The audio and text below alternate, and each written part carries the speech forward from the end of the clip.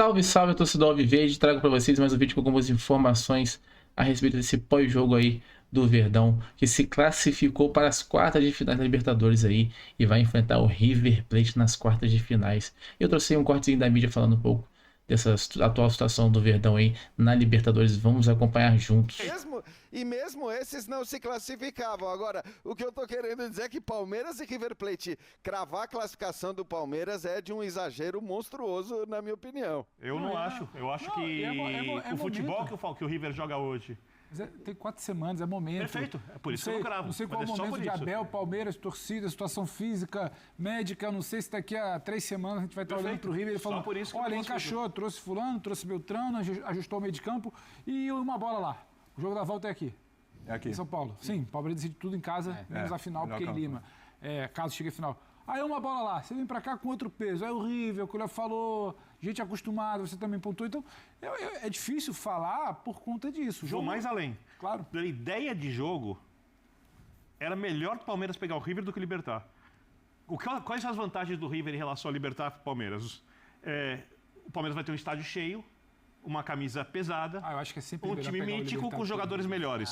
Cara, eu acho que é assim, sempre melhor pegar o você Libertad, encarar 80 mil no Monumental e pegar o Libertad que nem torcida Só que tem. uma coisa, o River já não vai é mais tentar, aquele peso de um time paraguaio. o River vai tentar jogar. O Libertad ia enfiar 5 caras lá na primeira linha, 4 caras na segunda linha e não ia sair de trás.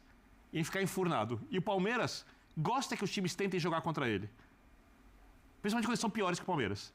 Então é óbvio, como disse o Pedro. Mas, Bini, você conhece de mística. Você conhece. Você é o cara que conhece. Acabei de falar, camisa. Você entende a estádio. mística. O Libertad não tem ambiente, cara. E ambiente em Libertadores faz muita diferença, cara. O Libertad é um time que não. O Libertad, sim, o Libertad durante muito tempo foi o melhor time do Paraguai. Hoje talvez não seja. Hoje o Cerro tem um time melhor que o Libertad, embora tenha sido eliminado agora pelo Estudiantes. Mas o Libertad já teve times que poderiam ter ido mais longe, mas, cara, não tem. O Libertad não tem sal, né? O Libertad é um time sem sal, né? Pra dizer o mínimo. Insosso. Né? Insosso, né? Pra dizer o mínimo. Então, assim, ele não tem uma torcida atuante, então é um time que não consegue ter ambiente em torno dele. Né? Então, jogar com o Libertad é jogar... Ainda mais o Palmeiras, que é um ótimo visitante. Sim. Então, queira ou não, assim, ainda é intimidante jogar com o River Plate. Então, eu acho que o jogo de ida lá pode ser difícil em função do ambiente, que é intimidante que é hostil. E estimulante, né? Também, claro. Também, mas não é fácil fazer o primeiro jogo lá. Vocês falaram do 3-0 de 2020. É quase impossível você replicar um cenário desse. Do visitante ganhar de 3-0 e depois do visitante ganhar de 2-0, quase fazendo um 3-0, tendo gol anulado. O futebol não é assim. O futebol da pandemia não existe mais. Então você não vai ter aquele cenário de novo. Aquele River era muito mais forte que esse. E aquele Palmeiras era mais fraco que o atual. Concordo. Ou seja, o Palmeiras é favorito. Qual favorito, a gente tem que esperar 3 semanas e pouco para definir. Se o time já vai classificar, tem pouca chance de ser eliminado. Não são hoje equipes comparáveis. O River Plate, se jogasse o Campeonato Brasileiro no nível que joga, meio tabela para baixo hoje. Jean Oddi, vou te liberar porque o Abel Ferreira chegou, hein? Então, e você tem o direito de ter a última palavra aqui nessa discussão. Claro que depois a gente vai voltar, né? Mas você, nesse momento, tem direito à última palavra. Não retruca, Bini, porque depois que você falou que o encaixe de jogo faz com que o Libertad fosse um adversário pior pro Palmeiras do que o River. Não foi o que eu falei. Eu falei só da ideia de jogo. Não, você falou. A ideia de jogo, encaixe de jogo. Não tem nada, não existe ideia de jogo, encaixe de jogo, sistema tático que possa fazer o Libertad ser um adversário mais difícil do que o River Plate, com todo respeito. Tá bom. Muito bem, senhores. Boa noite, Jean Oddi. Seja bem-vindo, Abel Ferreira. Vamos lá. Boa noite, aqui à sua direita. Apesar da classificação, o Palmeiras chegou hoje, né, a 7 jogos. O homem tá feliz, hein? Em mata-mata de Libertadores, especificamente, sem vencer aqui no Allianz Parque, né?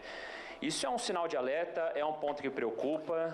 Como mandante na Libertadores, em mata-mata, em jogos eliminatórios, né, o Palmeiras chegou a 7 empates consecutivos, né, a 7 jogos que não vence. A última vez em 2022 contra o Cerro nas oitavas. De lá para cá, sempre empates nesses duelos eliminatórios. Alguns não foram suficientes nas eliminações, no caso. Vem aí o River Plate pela frente, imagino que você já tenha acompanhado até um pouquinho dos pênaltis, talvez, agora no vestiário. É um ponto que preocupa. O Palmeiras vai ter mais uma vez essa vantagem de decidir em casa, se é um sinal de alerta que fica ligado, de certa maneira, apesar da classificação. Obrigado. Olha, eu respeito e compreendo a tua pergunta. Até pensei que ias dizer que era a 13ª vez que o Palmeiras estava presente numa meia-final. Isto depois a gente faz as perguntas que quer e tem que as respeitar, mas deixa também lembrar-te disso. Ainda não perdemos nesta competição. Para tu veres o quão difícil é chegar, o atual campeão foi eliminado nas oitavas. E portanto eu agarro mais coisas positivas, eu sou positivo aqui e agora. O passado, tu já viste que ninguém quer saber do passado, certo? Portanto as pessoas querem saber é do aqui e do agora. E o aqui e o agora foi que fizemos hoje um jogo esforçado. E os nossos jogadores sabem que podemos fazer mais e melhor. A verdade é que o responsável sou eu, a verdade é que quem trocou a equipa fui eu, quem fez as escolhas fui eu também. Mas também é verdade que na Libertadores, nestes últimos 4, 5 anos, as coisas têm sido muito bem feitas. Entendo a tua pergunta, respeito muito a tua pergunta, mas eu prefiro ficar com as coisas boas que estamos a fazer. Uma primeira fase imaculada. Entramos agora nas oitavas de final, como te disse, super difícil. Vocês viram jogos primeira mão super difíceis, os jogos da segunda mão alguns acabarem em penaltis, quão difíceis são. Portanto, a próxima fase será também difícil. Primeiro jogo lá, segundo jogo aqui. Vamos continuar a fazer o que sempre fazemos, mas como te disse, entendo a tua pergunta, mas prefiro valorizar este lado se tu não ficares chateado, mas mais uma vez, ou 13ª vez, eu acho que o Palmeiras chega nas quartas de final. Portanto, novo jogo, nova história, adversário diferente, e estamos aí, é o que te posso dizer. Abel, boa noite. Olá. Lucas Basílio, da Rádio 105 FM. Queria te perguntar um pouquinho sobre a estratégia para o jogo de hoje. Claro que uma larga vantagem, né? Estava tudo muito encaminhado para a classificação.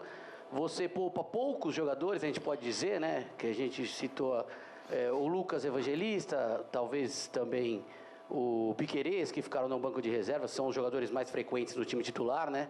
E os coloca, inclusive, no segundo tempo. Depois do Sport, se você vai ter uma semana quase completa, né, antes do Clássico novamente contra o Corinthians.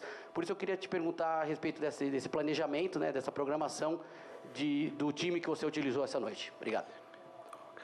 Olha, acho que tu bateste aí no ponto certo. Acho que, por muito que eu tenha avisado os jogadores e dado o alerta de que estas equipas, Universitário, nós sabíamos da atitude competitiva que eles têm nos duelos. Vocês viram hoje os duelos, da forma como dividiam. E eu acho que esse foi apesar de ter sido um ponto a favor, ganhar lá 4-0, inconscientemente os nossos jogadores, a 4-0, vamos controlar o jogo. E vocês, a primeira parte foi só passos para trás e para o lado e falhados. Disse isso aos jogadores ao intervalo, que não estávamos a ser agressivos ofensivamente, estávamos a fazer uma posse sem intenção e muitas vezes nessa posse a perder a bola de forma precipitada. E depois a gestão, né, vocês às vezes falam e têm todo direito, viram que o Roque ficou com queimbras, né? E fui, entre aspas, criticado por ter tirado o Roque no último jogo. Isto não há milagres, o futebol brasileiro não dá tréguas a ninguém.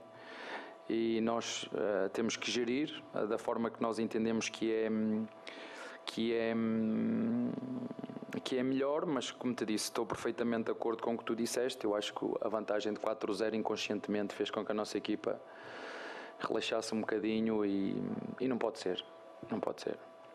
Abel, boa noite. Gustavo Soler, Rádio Transamérica. E no primeiro jogo em Lima, né, você elogiou bastante a postura até do torcedor do Universitário, que com 4-0 teve ali a postura de continuar aplaudindo. Nessa sua visão do que foi o jogo de hoje, o torcedor palmeirense que fez uma bela festa, colocou as faixas na arquibancada, mas esse torcedor mereceu o comportamento que o time do Palmeiras teve em campo na noite de hoje? Olha, boa pergunta. Acho que realmente hoje quem deu o espetáculo foi o nosso torcedor e há dias assim eu por acaso até estava à espera que a casa não tivesse muito cheia em função daquilo que foi o resultado dilatado e fiquei muito contente em ver o estádio cheio.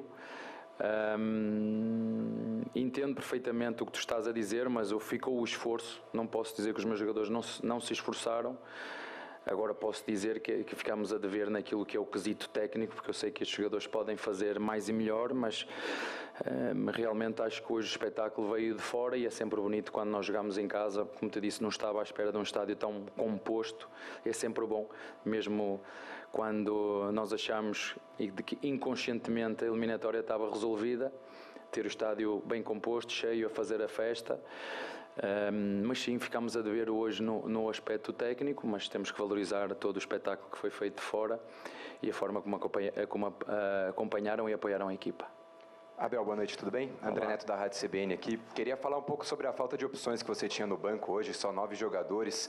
Alguns dos meninos que vinham aparecendo no banco, Riquelme, Eric Belé, Coutinho, agora numa reta decisiva de sub-20. Queria saber como é que foi a conversa interna do Palmeiras para decidir que esses jogadores que vinham te auxiliando a compor elenco e te dar opções até para rodar o time no que você já falou, como é que foi essa decisão para eles ficarem focados no sub-20 nesse momento? Obrigado. Muito bem, boa pergunta a tua, de quem estudou, de quem viu, de quem sabe o que é que está a perguntar. Como deves calcular, eu podia ter trazido jogadores da equipa de sub-20, certo? E não trouxe. É fácil de perceber porquê. Porque queremos que os sub-20 mais uma vez ganhem, porque o Todos Somos Um é exatamente isso. E não é de hoje que nós fazemos isso, não é de hoje que nós temos cuidado em ajudar a equipa de sub-20, porque muitas vezes nós também precisamos e a equipa de sub-20 também nos ajuda. Estou-me a lembrar, por exemplo, do ano em que nós tivemos uma primeira fase da Libertadores, o jogo em altitude, e depois jogámos em casa com a Água Santa. Quem nos ajudou e quem nos suportou é a equipa de sub-20. E eu acho que estes jogadores também têm que crescer na equipa de sub-20 a ganhar, a ser campeões. E tudo o que o treinador da equipa principal puder fazer para ajudar a equipa B, ou neste caso o sub-20, que pode fazer como fez, e tu me disseste muito bem, e fico contente por estares atento a isso. Podíamos ter trazido mais jogadores, podia ter trazido o Tales, podia ter trazido o Arthur, não tínhamos lateral, só tínhamos um lateral esquerdo, podíamos ter trazido o próprio Benedetti, mas sim, entendemos que podíamos ajudar a equipa B, porque também a equipa B, desculpem, o sub-20, e essa também é uma das minhas funções. Não é só potenciar, valorizar e vender jogadores, mas também ajudar a equipa B naquilo que é com os jogadores que pertencem ao nosso elenco, que podem jogar na equipa B, até o Roque, mas ele pediu-me o Roque, mas eu não podia mandar o Roque. Abel, boa noite. Olá. Você recebeu essa semana um novo goleiro, né? O Carlos Miguel, 26 anos. Que em outros clubes ele pedia passagem e acabou não tendo tantas oportunidades assim. Você tem o seu principal goleiro, Everton, 37 anos, ídolo do Palmeiras. Como que você pensa a questão de transição, de dar oportunidades ao Carlos Miguel, que acho que chega com a intenção de jogar? Como que você lida com essa situação? Olha, é verdade, o Everton, ídolo e grande forma, como ainda hoje. Foi uma oportunidade de mercado. Nós já tínhamos pensado, e o Everton sabia, o Lomba também sabia, que nós estávamos à procura do goleiro e a ideia era contratar para o ano que vem. Já vos disse várias vezes que aqui nesta casa as coisas se preparam antecipadamente e fico contente que um especialista de futebol que está do outro lado do mundo, que se chama Mourinho, num minuto e meio conseguiu ver o que nem todos conseguem ver que se faz aqui dentro deste clube. Portanto, foi uma oportunidade e nós temos 3 goleiros agora muito bons, mas ele apanha e chega com o comboio já em andamento, agora que está aqui connosco, vai começar a treinar e vamos ver.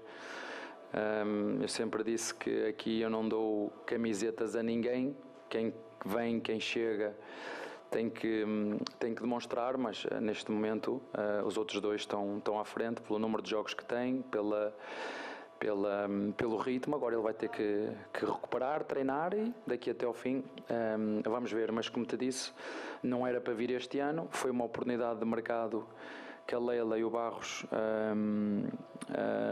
encontraram e nós contratamos um jogador para nos ajudar e reforçar nesta posição. Abel, seguindo nessa esteira desse assunto, o Palmeiras também contratou o Jefté, ele estava aqui hoje. Eu queria que você falasse essas movimentações recentes, né? Carlos Miguel, Kelvin, Jefté, o que eles te trazem nesse elenco? E a gente fala muito sobre a questão do substituto do Richard Rios. E hoje você voltou a usar o Alan por dentro, que é uma função que ele já tinha feito no Campeonato Paulista. Você hoje vê, dentro das opções que você tem no elenco, o Alan é o outro camisa 8 que você tem? Boa pergunta, mais uma boa. Falaste do Alan, Jefté e Kelvin. Kelvin, eu acho que isso é lógico. Nós tínhamos que renovar ali o lado direito, depois daquilo que foi o trabalho brilhante do Mike e do Rocha, essa dupla de laterais dourados que nos deram um campeonato em 2023, e por tudo que fizeram dentro do clube, a história que tem, a quantidade de títulos que tem. E como digo, fico sempre feliz quando nós podemos ajudar os nossos jogadores. O Rocha podia ter ficado connosco até o fim, mas a verdade é que o Grêmio precisava de um jogador com estas características, com esta experiência para os ajudar. E nós ficamos felizes também por ele poder continuar a sua carreira. O Mike a mesma coisa, portanto é normal. O Kelvin, mais uma vez, mais uma grande movimentação da nossa Presidente e do Barros, a estar atentos àquilo que é o mercado, um jogador brasileiro, porque nós queremos também trazer e reforçar com jogadores brasileiros. Foi um bocadinho parecido com o Carlos Miguel, foi uma oportunidade de mercado, senão nós podíamos também ter subido o Gilberto, mas acho que foi mais um jogador para reforçar aquele lado direito, o Giai e o Kelvin, sabendo que o Giai nestes últimos tempos foi assediado, se assim se pode dizer, com propostas de outros clubes, e nós temos que estar sempre atentos e precavidos. O GFT eu acho que é normal, uma situação normal. O Vanderlá esteve connosco, eu acho quase que desde que nós chegamos. Ele lembro-me dele ser suplente do Vina, depois suplente daquele jogador que nós contratamos que chegou no Mónaco, o Jorge. Aos poucos foi passando para cima, mas entendemos que agora, em função daquilo que era o contexto dele no clube, acho que o Red Bull Bragantino é aquele clube fantástico, porque não tem pressão de ter que ganhar, não tem pressão de ter que performar.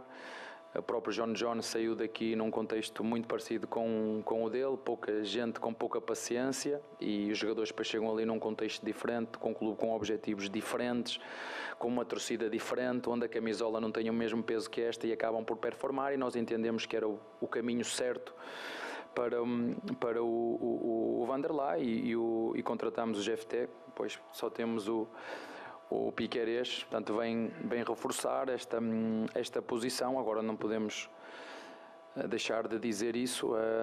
Este ano estamos num período de transição, saíram 16 jogadores, se vocês contarem com Dudu, com Rony, enfim, são 16 jogadores que entraram, contratações que fizemos e jogadores que subiram da equipa B, como o Alá, e já que estamos a falar do Alá, sim, quis experimentar o Alá na 8, mas ao mesmo tempo, como é que eu posso pedir dele um empenho na 8 ou desempenho na 8 quando o treinador nos últimos jogos o pôs na ponta direita ou ponta esquerda, entendes? Metê-lo aqui a 8 para ver o que é que ele nos podia dar, mas eu tenho que entender que nos últimos, sei lá, no Mundial fez na ponta direita, né? um ponta armador, e fez um Mundial espetacular nessa posição, e hoje resolvi, em função também, indiretamente o treinador também passa mensagens, hoje também quis ver o Alá nessa posição, se nos podia ajudar, sem nós termos que ir ao mercado, mas não posso não ter intenção a isso, que até agora pus ponta direita, ponta esquerda, ponta direita, ponta esquerda, e o treinador hoje lembrou-se, ok, como ele já fez a volante, meti-o a 8, mas deixa-me dizer, só para terminar, eu não o tirei para ele estar a jogar mal. Até porque eu achava que ele era dos jogadores até mais agressivo e mais audaz. Eu tirei porque ele tinha amarelo. E só faltava ficarmos, como foi contra o Corinthians, com menos um jogador, e eu a tentar fazer gestão física e ter que jogar mais 30 ou 40 minutos com menos um jogador. Portanto, ele saiu só, e é bom que fique claro, porque na minha opinião estava a ser um dos melhores jogadores, mas isso é a minha opinião, por ter amarelo e às vezes um jogador jovem pode não conseguir gerir este amarelo até ao fim e nós não queríamos, ou eu não queria arriscar, está bem? É isso, torcedor Alviverde, esse é o videozinho que sei para vocês aí, com o corte aí do linha de passe, né, desse pós-jogo aí do Palmeiras contra o Universitário, jogo esse pelas oitavas de final aí da Copa Libertadores, no qual o Verdão aí se classifica para as quartas de finais aí, passando pelo Universitário, que o primeiro jogo aí foi 4-0 e o jogo de hoje aí foi apenas um empate sem gols. Então o Verdão passa para as quartas de finais aí da Copa Libertadores. O Abel aí representou bastante esse time do Palmeiras nessa coletiva, né, respondendo muito bem as perguntas aí, né, da imprensa. Alguns ele tentaram dar uma alfinetadinha aqui, outra ali, mas o Abel se saiu muito bem nessa coletiva aí, né?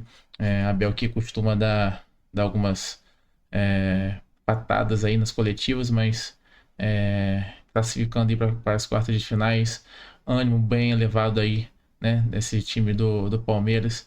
Creio que o Abel aí estava mais tranquilo hoje nessa coletiva, né? Respondendo muito bem, teve muitas perguntas boas também aí, agregando aí e falando um pouco sobre os jogadores que estão chegando, né?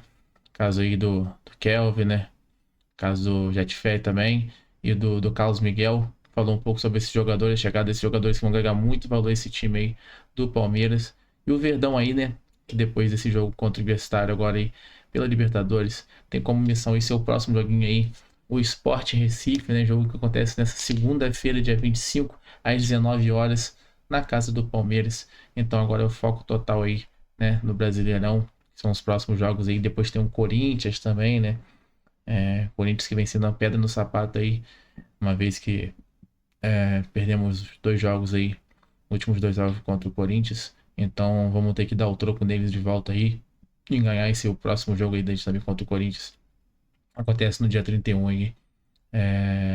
E mostrar essa força aí do Verdão no Campeonato Brasileiro, né? Que estamos apenas aí 4 pontos atrás do Flamengo, porém temos um jogo a menos. Então conquistar essas 2 vitórias aí contra o Sport Recife, contra o Corinthians e um tropeço do Flamengo, a gente já consegue aí assumir a liderança no Campeonato Brasileiro. É isso mesmo. Esse é o videozinho de hoje. Eu espero que vocês tenham gostado aí. Se vocês quiserem acompanhar tudo sobre o Palmeiras, vocês é só se inscrever aqui no nosso canal Verdão News, que vocês vão ter sempre se mantendo totalmente atualizados de todas as informações, pré-jogo, pós-jogo, tudo vocês vão acompanhar aqui no nosso canal Verdão News. Valeu, tamo junto e até o próximo vídeo.